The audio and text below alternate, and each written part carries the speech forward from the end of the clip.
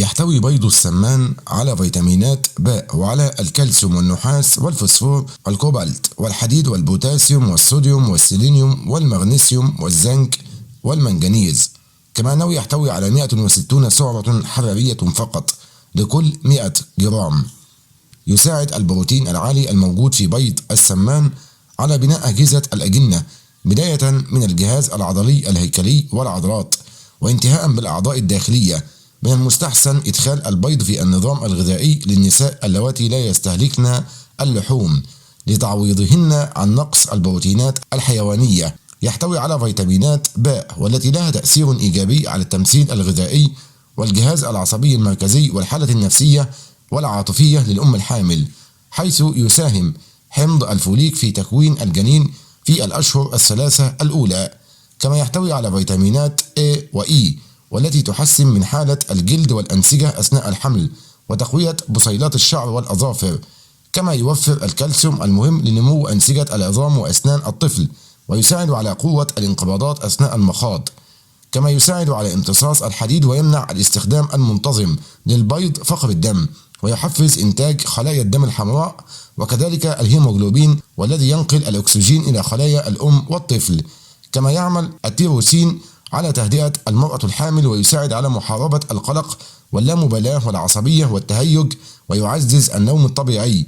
كما يحفز الأحماض الأمينية في الجهاز العصبي ويزيد من المناعة ومقاومة الجسم لنزلات البرد والالتهابات.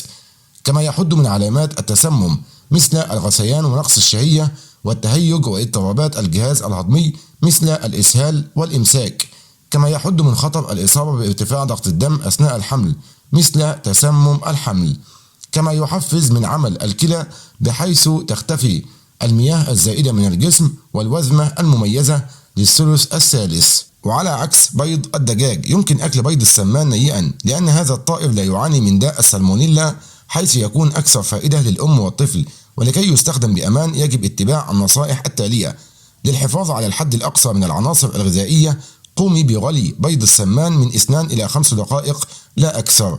لا تتجاهلي قشرة البيضة والتي تحتوي على نسبة كبيرة من كربونات الكالسيوم. اطحنيها في مطحنة القهوة ثم خذيها كالدواء.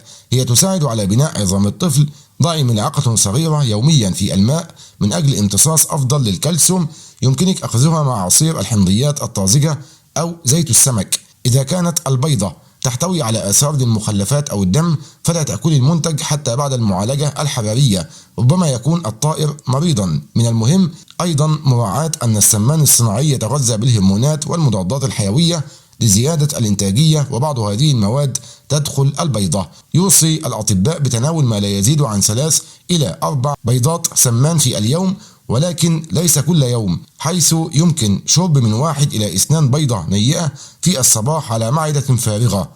قد يسبب بيض السمان الحساسية فلا تتجاوزي الجرعة المسموح بها، وفي حالة ظهور علامات الحساسية قومي باستشارة الطبيب. يسمح للأشخاص الذين يعانون من الحساسية باستهلاك صفار البيض الغني بالعناصر الغذائية. وعلى الرغم من انخفاض السعرات الحرارية يحتوي المنتج على الكوليسترول، وبالتالي فهو مضر بالنساء الحوامل المصابات بتصلب الشرايين. إن تناول بيض السمان غير المرغوب فيه في حال وجود الحصوات في المرارة أو المثانة والكلى، وكذلك في حال الإصابة بداء السكر.